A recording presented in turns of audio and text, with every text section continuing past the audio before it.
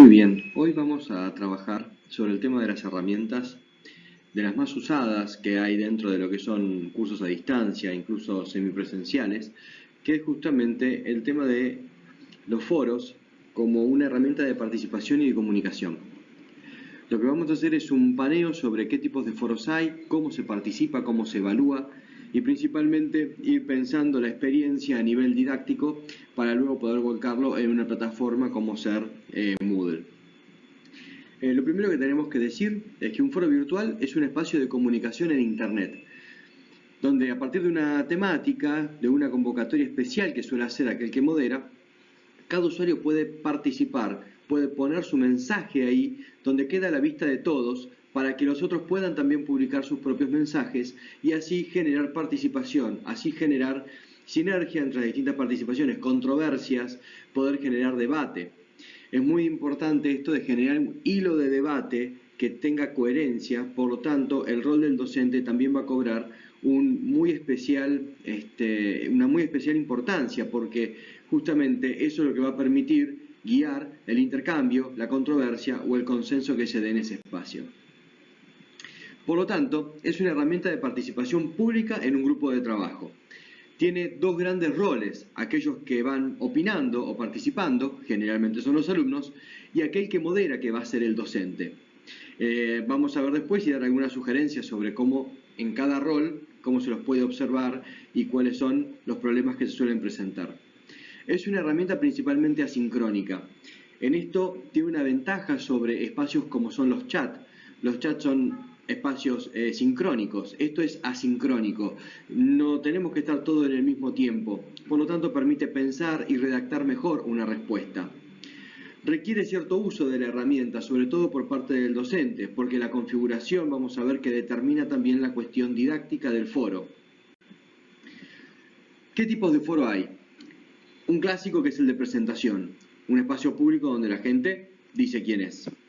El de consulta, el de debate, y después hay otros foros como son foros de investigación, de grupos de investigación, hay otros que son introductorios o foros que hacen a la presentación de distintos temas o actividades que va desarrollando el mismo grupo.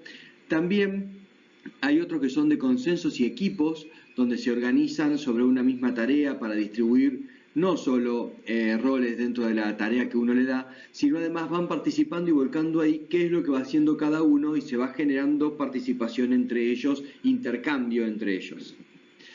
Nos vamos a centrar nosotros en los primeros tres foros. Para organizar un foro, en términos generales, es importante que un docente lo puede convocar en cualquier momento. Es muy importante no sobrecargar a los alumnos con este tipo de actividades, no generarle una suerte de pendiente permanente al alumno, sobre todo en épocas de evaluación, ahí hay que tener cuidado. Ahí es muy bueno utilizar foros de consulta, donde los alumnos pueden hacer preguntas a nivel público y tanto el docente como los compañeros pueden responder a esa duda que le surge a cualquiera de sus compañeros. Pero hay que tener cuidado en foros obligatorios de debates donde ellos tienen que leer, presentar posturas. Hay que tener ciertos tiempos y un timing que le va dando justamente la experiencia al docente de cuál es el mejor momento para habilitarlos. Pueden ser obligatorios o no. No pongan foros de presentaciones o foros de consulta que sean obligatorios. Lo más importante es que un foro sea obligatorio cuando realmente el tema es trascendente y hace las competencias que uno tiene que lograr en la asignatura. También es conveniente que el docente dé un inicio y un cierre al foro. Eso da como un comienzo, donde está la consigna, donde están justamente las sugerencias iniciales de cómo participar, y a partir de ahí se desarrolla el foro y el docente hace un cierre, que es una suerte de síntesis de lo que se ha dicho y qué temas pueden surgir nuevos que puede darse en un nuevo espacio de foro o hacer una suerte de continuación del mismo. Hay que tener mucho cuidado en los foros obligatorios, sobre todo en los tiempos de participación. ¿A qué nos referimos? Es que nosotros cuando estamos participando y estamos cursando, muchas veces no tenemos tiempos para poder hacerlo. Gente que tiene familias, que tiene trabajo, son personas que tienen ciertas ocupaciones que generalmente le pueden dedicar algo de tiempo sobre el fin de semana o a la noche. Por lo tanto, siempre se sugiere en metodologías de distancia que las actividades tengan un vencimiento no menor a 2 semanas o 15 días, incluyendo en esos 15 días obviamente 2 fines de semana. Es muy importante cuando se define el tema en la participación del foro. ¿A qué nos referimos?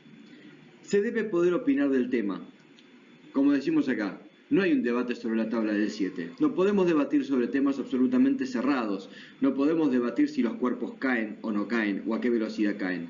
Entonces, lo que determina el éxito de un foro es que justamente su consigna, el tema que estamos presentando nosotros como docentes, realmente presente controversia.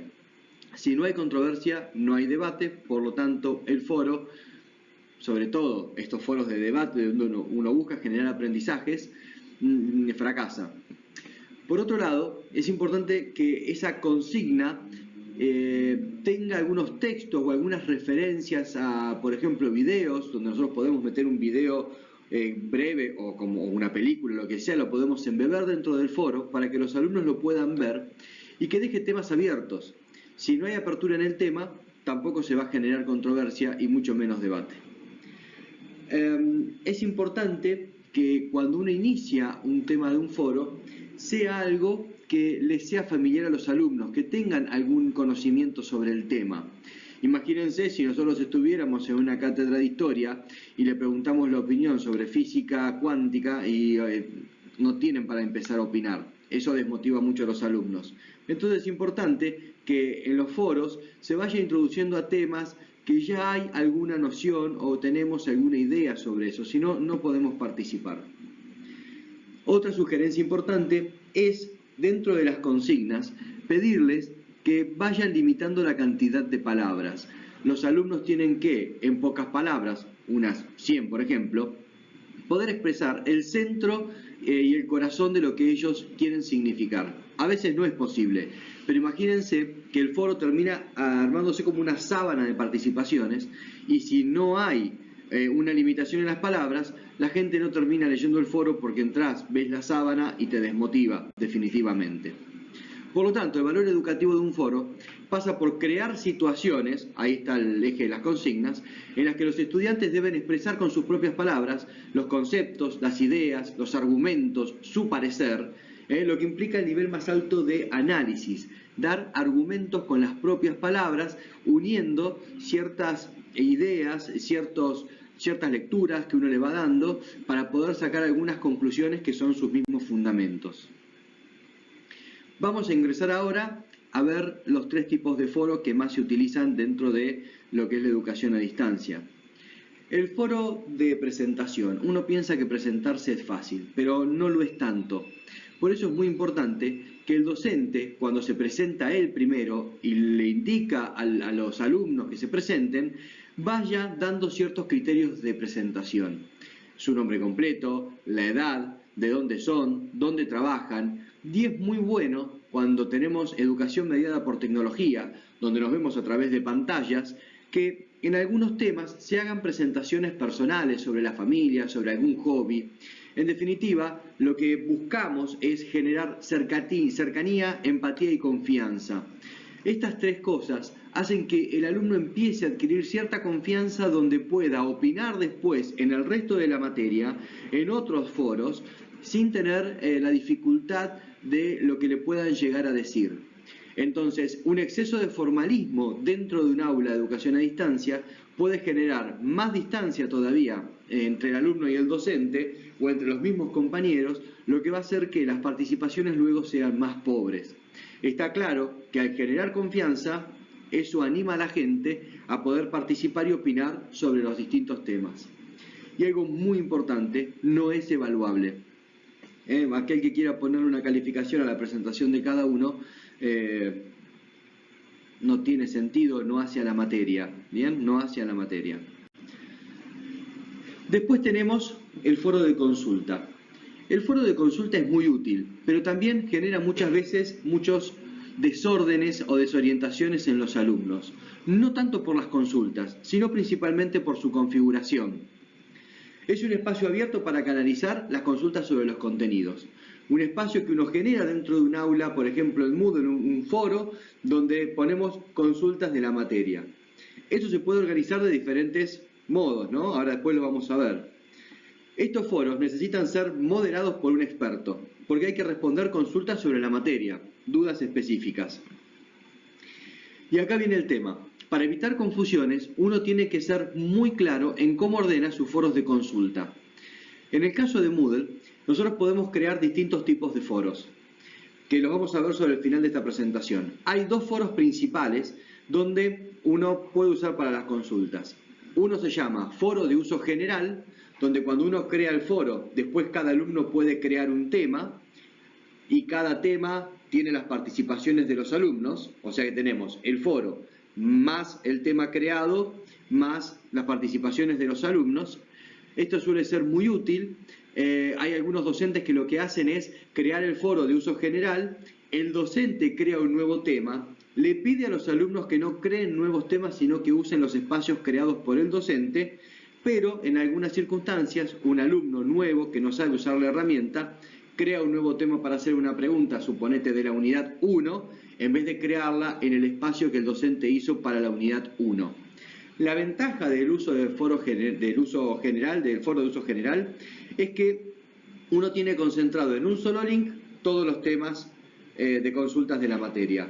La desventaja es que si los alumnos no se dan cuenta que el docente puso consultas de la unidad 1, no lo ven o lo que sea, te crean un nuevo tema y eso hace o confunde al resto de los compañeros en dónde generar una pregunta. Y hay otro que puede ser un foro por cada tema, que ahí Moodle tiene uno que se llama debate sencillo, donde directamente ese foro no se agregan temas, sino que el tema es el título del foro. Por lo tanto uno puede poner foro de consultas de la unidad 1 y ahí vuelcan todos los alumnos las preguntas que tengan sobre esa unidad, tema, pueden agrupar unidades. En mi caso mis materias tienen por ejemplo foro o consultas de la unidad 1 y 2. ¿Por qué? Porque cada 2 unidades tienen una actividad práctica obligatoria. Entonces vamos uniendo esos temas. Esto es lo que estábamos hablando sobre el tema de los foros. Entonces, muy importante tener en cuenta uso general o debate sencillo. Esas son las dos herramientas que nos ofrece hoy en día Moodle para hacer las consultas. Por otro lado, es importante esto. Me he encontrado con algunos docentes que obligan a sus alumnos que hagan alguna consulta en un foro. Resulta que después eso termina un contenido vacío. Así que tengan en cuenta que las consultas no son evaluables en términos generales, ¿no? Sobre todo cuando es un especialista que va a responder. Acá vamos a detenernos un poco en el foro de debate, que es el más importante de los foros, porque justamente es un foro donde se genera controversia, opiniones, argumentaciones. Es un foro específicamente de aprendizaje. En este caso, tenemos que tener en cuenta que el rol del docente es muy importante para moderar y para mantener el hilo del tema. Hay que mantener el control sobre el tema o sobre el debate. Saber que si un alumno empieza a opinar o a derivar el tema para otro lado, el docente tiene dos caminos. O le da un espacio acotado a ese tema al cual se está derivando, que no tiene una relación directa con lo que se está tratando, pero luego tiene que volver al tema principal, o directamente cortar ese tema y decir, el tema del foro viene por aquí, sugiero que no nos vayamos del tema para evitar perdernos. Entonces, la moderación es fundamental. Y hay que poner mucho acento en la consigna y el tema a tratar. La consigna tiene que darnos a nosotros una noción bien acotada de cuál va a ser el tema a hablar, a cuál va a ser el tema que van a exponer, que van a opinar. Debe generar controversia, insistimos en este punto, no hay debate sobre la tabla del 7. En el caso de una materia que yo daba de antropología, nosotros no podemos generar un debate sobre un dogma de fe. Eso no hay debate, pero sí hay debate sobre ciertas interpretaciones o ciertos temas o podemos exponer casos. Es muy importante buscar que los alumnos reflexionen, comparen entre posturas. Supónganse que ustedes dieron dos textos de dos autores distintos y la consigna sea comparar un punto específico entre esos dos autores. qué opinan sobre eso y realizar un intercambio de opiniones. Una buena consigna no es un título de una unidad. A ver qué opinan sobre y mandan el título de la unidad. Eso no. Hay que de esa unidad acotar el tema específico. Tiene que ser pertinente el debate respecto a los temas que se estudian. Ahí es muy importante que tengan en cuenta que el foro va a ser un muy buen material de estudio para los alumnos a la hora de rendir el final. Por lo tanto, tengan en cuenta que cuanto más pertinente sea el foro, de más ayuda les va a resultar para rendir un final. En mi caso particular, he utilizado mucho estos foros de debate para generar resolución de casos, que en realidad es debate de casos. Por ejemplo, hemos generado un foro sobre el tema de la dignidad de la persona humana, donde pusimos el tráiler de una película que dura 3 minutos, embebido dentro del foro, y la consigna justamente es, en base al material y a lo que estudiaron, ¿por qué tema específico no se respetaba la dignidad del hombre en el planteo que hace el tráiler de esa película? Fíjense que todos sabían que estaba mal. Sin embargo, los fundamentos por los cuales eso que pasaba estaba mal es donde vamos a centrar la evaluación de ese foro. O sea que es un foro evaluable de un tema bien acotado que busca la síntesis de temas vistos.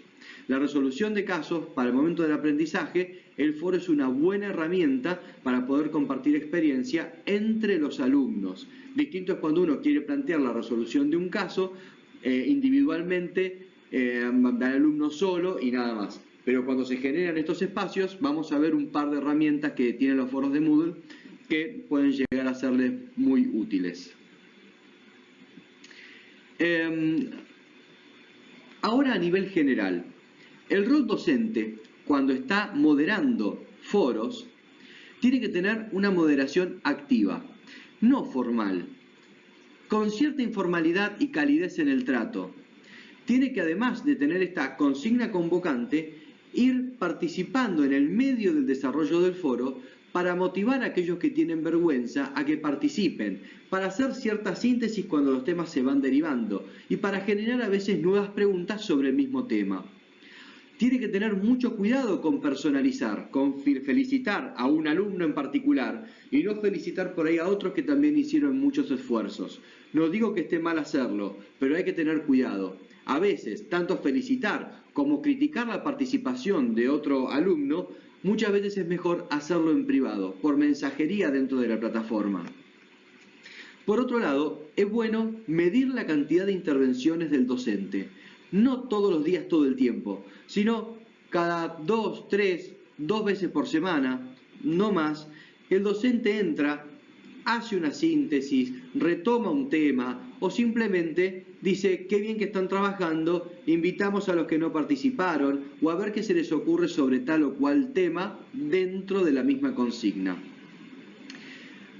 También es bueno evidenciar las divergencias que se van dando dentro del foro. Fulano planteó esto, Mengano planteó lo otro. ¿Qué opinan sobre esta diferencia entre uno y otro? Eso logra provocar conflicto cognitivo, reestructurar un poco lo que uno conoce y abrirse a conocimientos nuevos.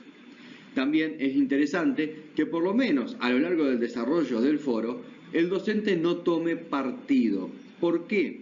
Porque cuando el docente toma postura, generalmente define y prácticamente cierra el foro. ¿Por qué? Porque es la autoridad, porque es quien califica, porque es quien tiene el lugar de quien conoce del tema.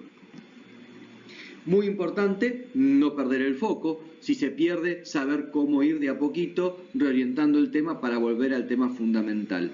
Por eso es bueno que el docente, por lo menos cada 48 horas, vaya viendo qué pasa en el foro. Que pase toda una semana, el tema se puede derivar entre los alumnos y uno no lo puede recuperar más. También hay una participación especial cuando se cierra un foro, que es una participación de cierre de los temas que se leyeron, que se vieron, que se debatieron, y es muy bueno que el docente haga muy brevemente un raconto de las cosas que se fueron diciendo a lo largo del foro. ¿Cuáles son los enemigos de los foros, lo que los hacen fracasar? ¿Y cuáles son justamente aquellas cosas que permiten que los alumnos aprendan? Los enemigos respecto de los alumnos son la vergüenza. Por eso es muy importante lo del foro de presentación y este trato con cierta informalidad. El querer zafar, el buscar la calificación o el qué dirán los compañeros o el mismo docente. Esos son alumnos excesivamente formales que les cuesta mucho poder relajarse un poco y poder entrar en diálogo o debatir o disentir con otros. Por otro lado, el exceso de formalismo causa distancia, da temor. Y muchas veces hay alumnos, yo sé todo, y lo que busca simplemente es pelear en el foro y no aprender. En este caso particular, es muy bueno que los docentes tomen contacto directo con el alumno, sugiriéndole que sea más abierto a ciertas posturas o que al momento de escribir use ciertas formas discursivas que no intimiden al resto de sus compañeros. ¿Cuándo aprenden los alumnos? Cuando analizan, cuando toman una postura y empiezan a buscar argumentos, van a los textos, buscan información, cuando defienden la propia postura contra alguien que puede disentir respecto de ella, cuando comparamos uno con otro, cuando dudamos y buscamos fundamentos. Entonces, fíjense que en este pequeño apartado tenemos justamente cuáles son los criterios de evaluación de un foro. ¿Qué analizaron? ¿Cómo argumentaron? ¿Cómo se defendieron? ¿Cómo compararon posturas? ¿Qué dudas tenían y qué aprendieron? Al momento de evaluar un foro, es muy importante ver el nivel de actividad que tuvo cada alumno, es decir, cuántas veces participó. La pertinencia en la participación. Si dice muchas gracias y nada más, en ese caso no vamos a generar ninguna participación. La profundidad y originalidad de los argumentos. Esto también es muy interesante. ¿Cuán profundo argumentó lo que decía, lo que sostenía su postura? Considerar si solo copiaba de otros participantes. Hay algunos que dicen como dijo tal, dijo tal, dijo tal, dijo tal, y no terminan diciendo absolutamente nada propio. Por lo tanto, han leído el foro, pero no han leído muchas veces los contenidos o tienen temor de exponer su propia idea. Si comparan posturas, sobre lo que dijo tal y lo que dijo tal, toman una postura y ven esa diferencia entre ellas. Cuando toma postura fundamentando, ese es un tema que quizás sea el de mayor puntuación dentro de un foro, el de la profundidad y de la postura tomada. Y si uno nota como docente que han utilizado el material que uno les da para estudiar. Hasta aquí tenemos algo general respecto al tema de foros. Brevemente les voy a decir qué tipos de foros tienen y algunas sugerencias respecto de ellos. Moodle tiene un foro de uso general, que es un espacio que se puede abrir, donde uno puede utilizar para crear distintos tipos de temas dentro del mismo espacio. Es decir, que el foro de uso general de Moodle tiene como subforos que puede crear cualquier participante, alumnos o docentes. El foro de uso general es muy interesante, como decía, para generar consultas y ordenarlas por unidades. Si cada alumno crea una consulta, se suele generar confusión. No digo que esté mal, se suele generar confusión. Hay otro que es foro de debate sencillo. Ese es un foro que no tiene subforos, sino que directamente la misma consigna, el mismo nombre del foro, se convierte en la consigna y uno puede agregar, supónganse, un foro de debate sencillo en cada unidad. Otra forma era, recuerden, el foro de uso general que puede estar en la parte de arriba de Moodle, en el bloque general, justo donde uno hace la presentación de la materia, puede meter ahí todos los foros, las consultas. Y después, si no, la otra forma es en cada unidad generar un debate sencillo sobre esa unidad, que no hace falta agregar nuevos temas y todos pueden preguntar sobre todos los temas de esa unidad dentro de ese debate. En esto hay distintas experiencias. Después hay un foro muy bueno y muy interesante que muy pocos usan, que se llama PIR, Foro de Preguntas y Respuestas. Este foro es determinante a la hora de uno pensar didácticamente o pedagógicamente cómo quiere plantear un foro.